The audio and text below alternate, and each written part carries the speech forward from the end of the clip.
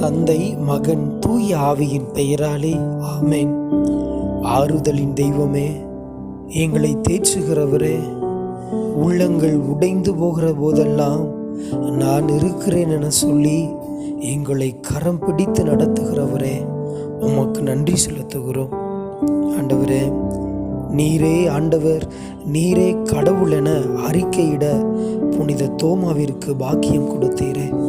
உம்மை தொட்டு உணரக்கூடிய வல்லமையை அவர் பெற்றது போல நம்பிக்கையில் குன்றி போயிருக்கிற நாங்களும் எங்களுடைய வேதனைகளிலும் சோதனைகளிலும் இடர்பாடுகளிலும் உம்மை பற்றி கொள்ள எங்களை ஆசீர்வதிப்பீராக.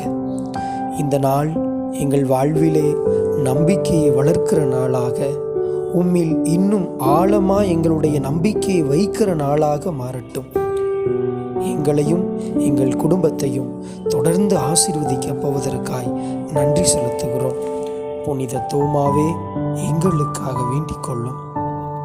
இந்த நாள் நம் அனைவருக்கும் இனிய நாளாக மாறுவதாக. ஆமென்.